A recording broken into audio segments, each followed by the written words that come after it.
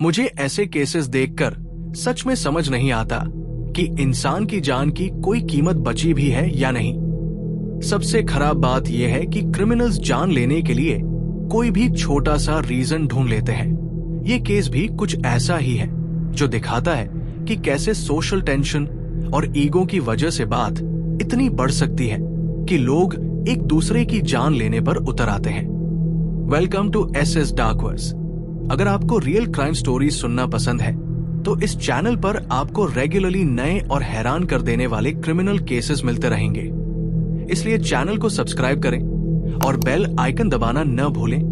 अब कहानी शुरू करते हैं।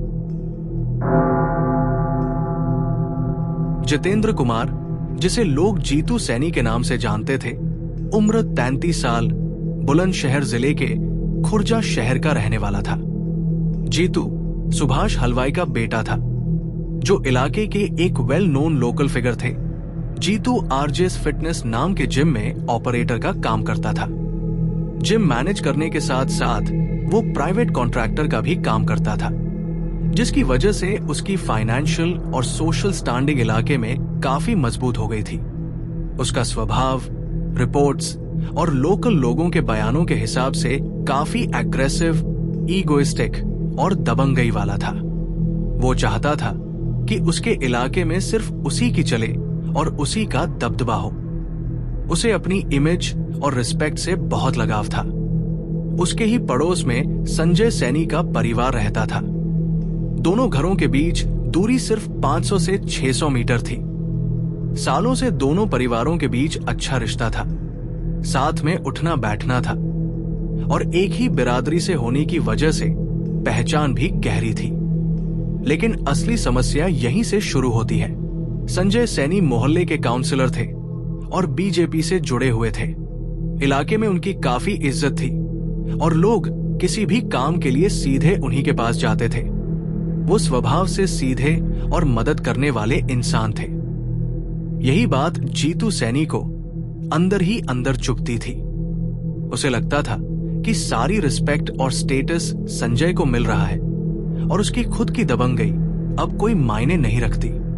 ये जलन धीरे धीरे उसके अंदर बढ़ती रही। अब कहानी के दूसरे हिस्से में आते हैं। अमरदीप सैनी और मनीष सैनी संजय सैनी के चचेरे भाई थे और आकाश सैनी उम्र 19 साल संजय के सगे भाई राजीव सैनी का बेटा था, यानी संजय का भतीजा। ये तीनों रोज आरजेस फिटनेस जिम जाते थे, जिसे जीतू मैनेज करता था। जीतू खुद फिटनेस का शौकीन था और इन तीनों को एक्सरसाइज टिप्स देता था। ये लोग घंटों साथ में हैवी वर्कआउट करते थे, एक दूसरे के स्पॉटर बनते थे, एक दूसरे की बॉडी की तारीफ करते थे और बाद में इंस्टाग्राम रील्स भी बनाते थे।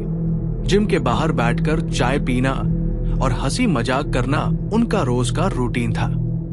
मोहल्ले वालों को लगता था कि ये सब सगे भाइयों से भी ज्यादा करीब है, लेकिन अंदर ही अंदर जीतू संजय सैनी की पावर से जलता था और ये तीनों उसी परिवार से थे। 25 अप्रैल 2026 को जीतू सैनी का बर्थडे था। उसने अपनी फैक्ट्री और जिम के पास एक बड़ी पार्टी रखी। मोहल्ले के लगभग हर छोटे बड़े लड़के को बुलाया गया, लेकिन जानबूझकर अमरदीप, मनीष और आकाश को इनवाइट नहीं किया गया। उसका मकसद साफ था। वो अमरदीप को ये दिखाना चाहता था कि अब उनकी दोस्ती पहले जैसी नहीं रही और उसकी नजर में उनकी कोई वैल्यू नहीं है। इलाके के लोगों के अनुसार ये तीनों जीतू को जीतू भाई कहकर बुलाते थे और उसे बड़े भाई जैसा सम्मान देते थे। लेकिन जीतू के अंदर उतनी ही नफरत भरी हुई थी जितनी वो उनके बड़े भाई संजय सैनी के लिए महसूस करता था। जब अमरदीप को पता चला कि उन्हें नहीं बुलाया गया तो उसे बुरा लगा, लेकिन उसने इसे दुश्मनी नहीं माना। उसने अपने भाइयों से कहा कि जीतू भाई शायद काम के चक्कर में हमें इनवाइट करना भूल गए होंगे, हम खुद ही केक लेकर चलते हैं। उसे लगा कि अगर वो खुद केक लेकर जाएगा तो माहौल ठीक हो जाएगा और जो भी कड़वाहट है वो खत्म हो जाएगी। अमरदीप, मनीष और आकाश केक लेकर पार्टी में पहुंचे। जीतू वहां अपने दोस्तों के साथ शराब पी रहा था और पूरी तरह एटीट्यूड में था। जैसे ही उसने उन तीनों को देखा, उसे खुशी नहीं हुई बल्कि गुस्सा आया। उसके ईगो को लगा कि उसने इन्हें नहीं बुलाया था और फिर भी ये लोग मुंह उठाकर यहां आ गए। तीनों ने उसके पास जाकर केक कटवाया। जीतू खुश नहीं था, लेकिन उसने केक काट दिया। माहौल हल्का करने के लिए अमरदीप ने उसके चेहरे पर केक लगा दिया। यहीं से सब कुछ बदल गया। जीतू को लगा कि सबके सामने उसकी इंसल्ट हुई है और उसकी दबंगई को चैलेंज किया गया है। उसने इस बात को ईगो पर ले लिया कि संजय सैनी के रिश्तेदारों ने उसके मेहमानों के सामने उसके मुंह पर केक लगाकर उसकी बेइज्जती की है। जिम से निकलने के बाद जीतू सीधे घर गया, लेकिन आराम करने नहीं बल्कि हथियार लेने गया। उसने अपनी लाइसेंस्ड पिस्तौल निकाली और अपने कुछ लोगों को फोन करके बुलाया। उसके दिमाग में सिर्फ एक ही बात थी कि इन लोगों ने उसकी चौधराहट को खत्म कर दिया है। गुस्से में उसने संजय सैनी को कॉल लगाया और कहा कि तुम्हारा भाई अमरदीप मुझे गालियां दे रहा है और बदतमीजी कर रहा है। संजय सैनी ने उसे शांत करने की कोशिश की। उसने कहा कि वो अभी एक शादी में है और सुबह मिलकर आराम से बात करके मामला सुलझा लेंगे। लेकिन जीतू का गुस्सा अब कंट्रोल में नहीं था। उसने संजय की बात मानने से साफ मना कर दिया। इसके बाद जीतू ने खुद ही मनीष, आकाश और अमरदीप को फोन करके दोबारा जिम पर बुलाया। उसे पता था कि ये तीनों उस पर भरोसा करके जरूर आएंगे। रात करीब 11:30 बजे अमरदीप और मनीष जिम के बाहर खड़े थे।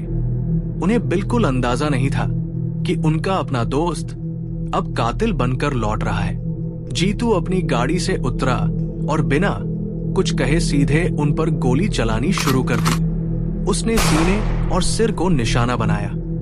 अमरदीप और मनीष को संभलने का मौका भी नहीं मिला और वे वहीं गिर पड़े। सबसे दर्दनाक मौत आकाश की हुई, जो सिर्फ 19 साल का था। जब गोली चली तो वो अपनी जान बचाने के लिए जिम के अंदर भागा। जीतू उसके पीछे अंदर गया। उसे डर था कि अगर आकाश बच गया तो कोर्ट में गवाही देगा।